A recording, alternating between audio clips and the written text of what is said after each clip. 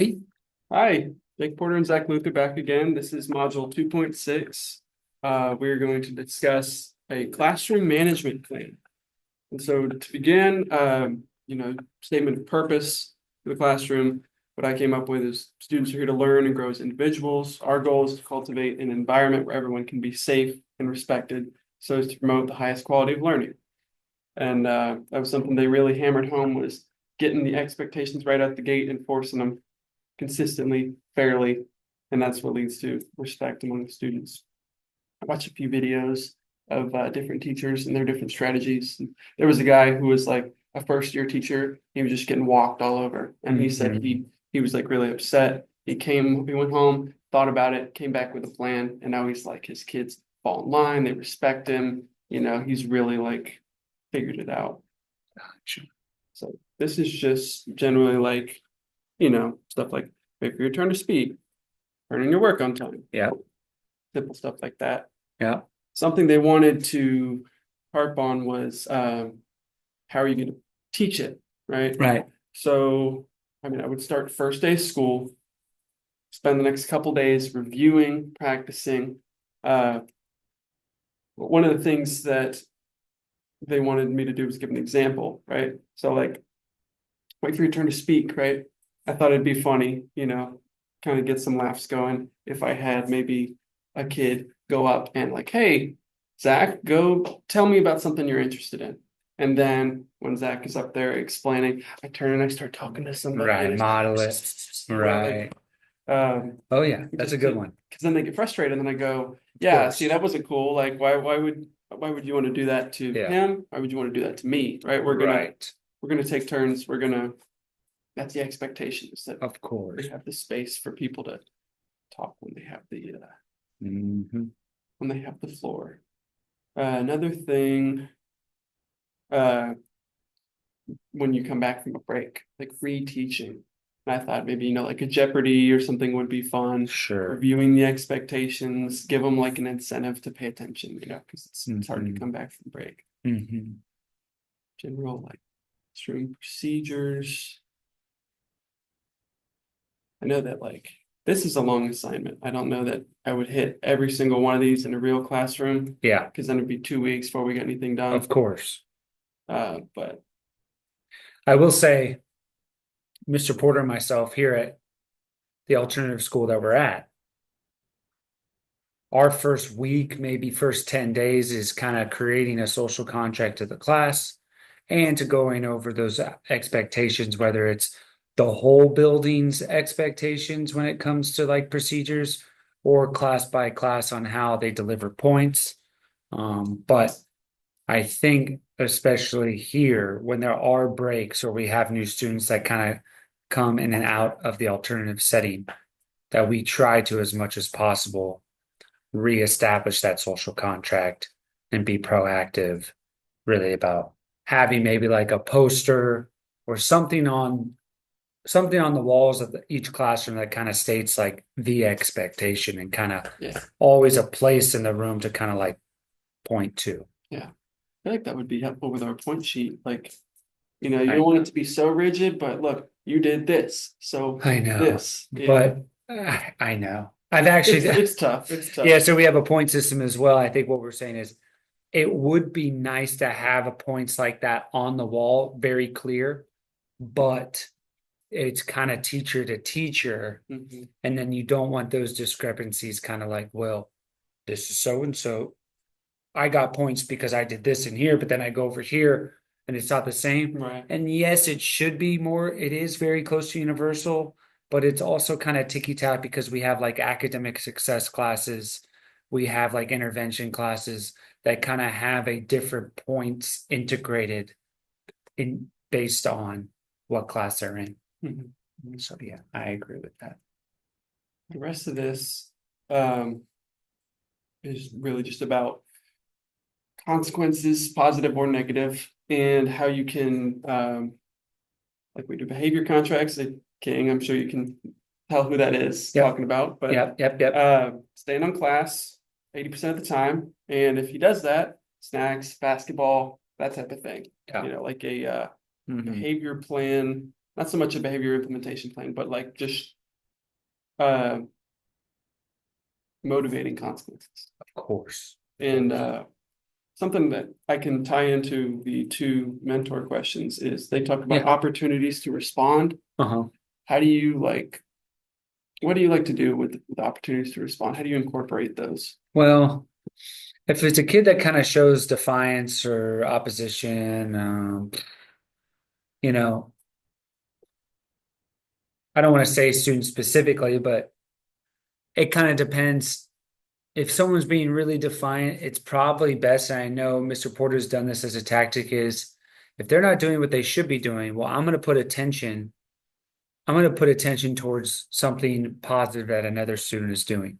Yeah. Right. I'm going to make sure that I'm talking in a way that that other person can actually hear me who's being really defiant. Right. You're going to go back with forth with some of our students that are just really immature. Well, that's exactly what they're looking for. Right.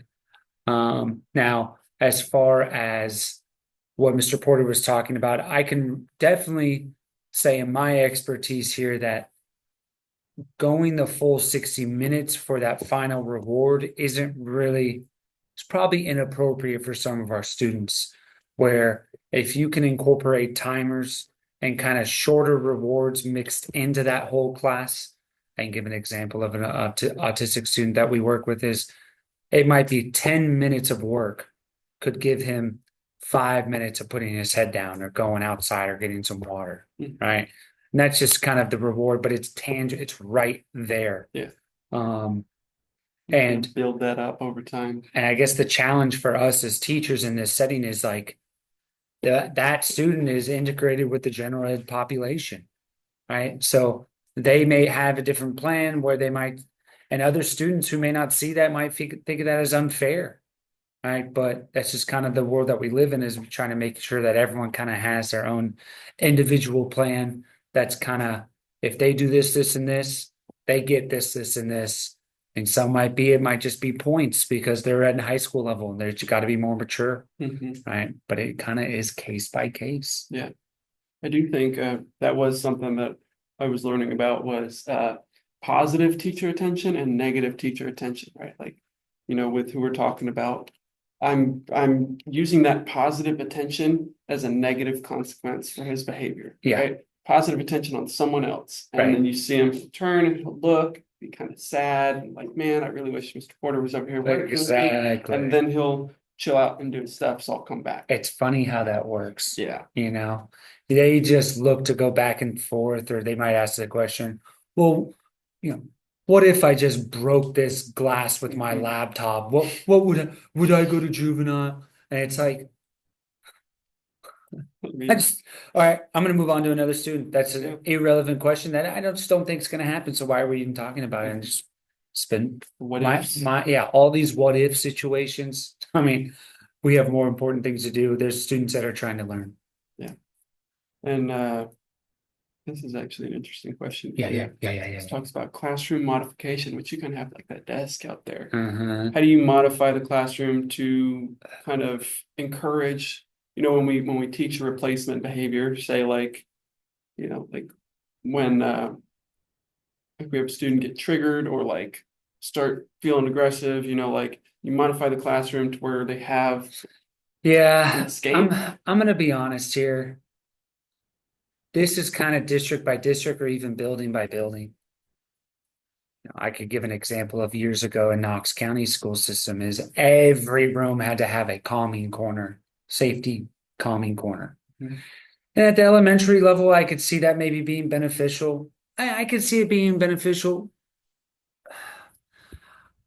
It caused more problems than good because that calming corner that was kind of required was like the place Territory. People got very territorial. Yeah. And that's where you got to be careful. I can see it. Is like, oh yeah, you want to have a place where it's more of a comfortable spot to sit, right? Or there's a nice little rug that their feet can be on or whatever. And it turns into, they come in every day and it's like, well, that's mine. Yeah. And then you got to establish that type of rule. It's And not then, yours. and then it's not theirs for a day and someone else actually sees it. And then I see the kid actually escalating because they see someone else in the spot that used to be theirs. And it turns into more problems than good. But I think that modification corner just needs to be a place, your quietest area in the room.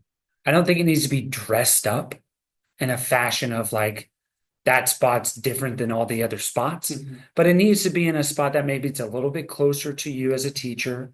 And I think it needs to be in an area where if they really don't want to see other people, right, maybe the desk is turned a certain way, or maybe it's in a spot where it's just not as noisy and where it's not a place of just high volume, Mhm. right? I think that's what needs to be in my line of work.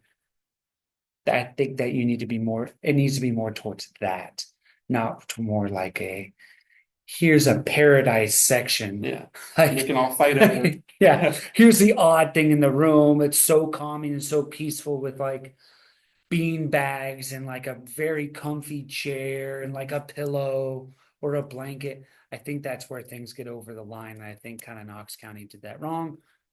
And I adjusted. I had to make big adjustments where that just didn't really work out. It's my opinion.